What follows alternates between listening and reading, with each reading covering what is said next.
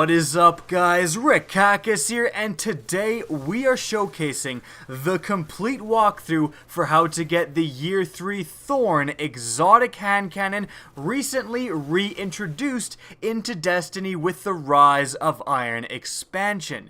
Now, the thing about getting the Thorn is that the actual exotic quest to do it is relatively straightforward. The hard part for most of you in getting this gun is going to be actually getting that exotic quest, because unfortunately, the thing that actually begins the Thorn's exotic quest is just completely random. So some of you might have already gotten it, some of you might get it in a few months from now, and that's really unfortunate.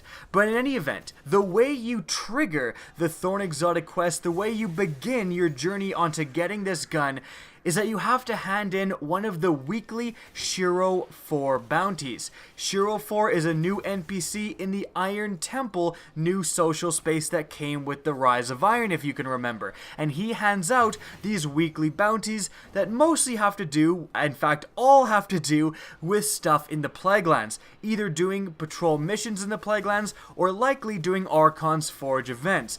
Doing Archon's Forge with Shanks, with servitors, all of that will complete those weekly Shiro bounties. Now, you don't have to actually go back to him or anything like that. You simply, as you can see here, complete one of those weekly bounties within your own inventory, and as you can see, the quest to start to do the Thorn just pops up. So you don't have to do anything out of the ordinary of completing normal bounties, and you will just randomly get the first part of the Thorn quest.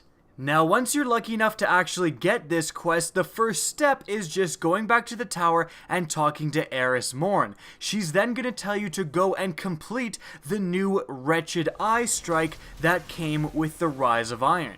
You don't have to complete this strike in one of the strike playlists, so you can just select it directly off of the world map.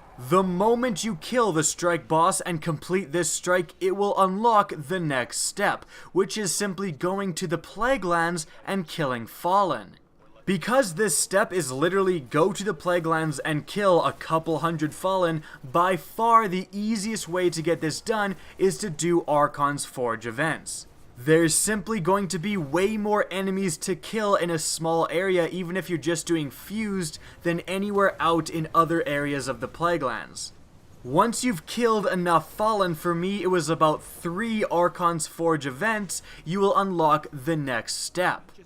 And this next step is by far the most time consuming, and for a lot of you going to be the most frustrating part of this quest. You have to get around 125 void kills in the Crucible. Now, that's not just void weapons, that also counts void abilities. So void melees, nova bombs, void grenades, void shotguns, void fusion rifles, the truth, all of that stuff counts towards completing this section of the Thorn quest.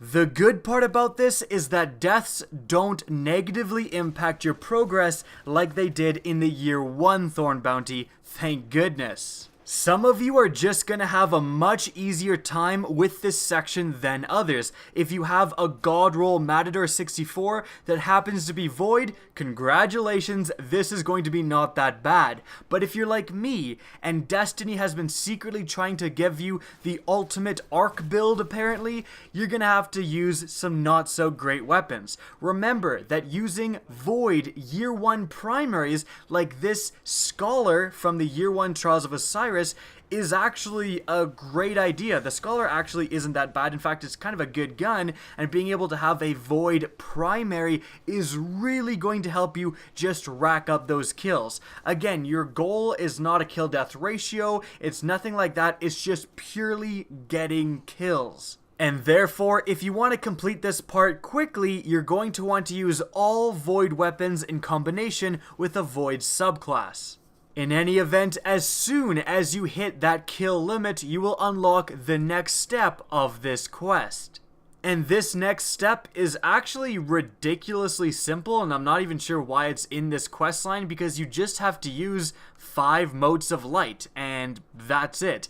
And then that's going to unlock the actual next step for this questline, which is to do the new remade Summoning Pits Strike, the Abomination Heist. Now there's no special version of this that you have to do, so you can just select the Summoning Pits directly from the world map and then change the difficulty to the 320 light version, which will change it to the new Abomination Heist version, and then do this quest. Now the very important part is that you will actually get the Thorn directly out of the strike chest once you complete this strike, which means that you actually require a skeleton key in order to open it. So if you haven't embarked on this quest yet, you haven't gotten the Thorn bounty, and you're just watching this video to see what to do, make sure to save one skeleton key always in reserve so that you can do this quest very easily. Now if you don't have a skeleton key, there's really no other options. You will have to grind strikes until you get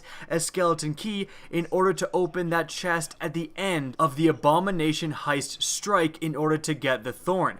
Once you actually open this chest, it will just give you the Thorn. You don't have to go back to anyone and complete this quest. It completes automatically and just gives you the weapon.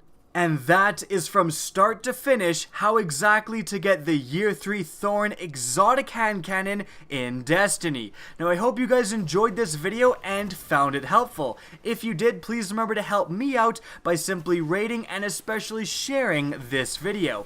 If you want to see more Destiny content similar to this, don't be afraid to slap that subscribe button. If you want to get in touch with me and keep up to date with the latest channel activity, the best way is to follow me on Twitter. That's linked in the description down below, as is my Twitch channel, which you can also follow. Again, I hope you enjoyed the video, and as always, have a good day.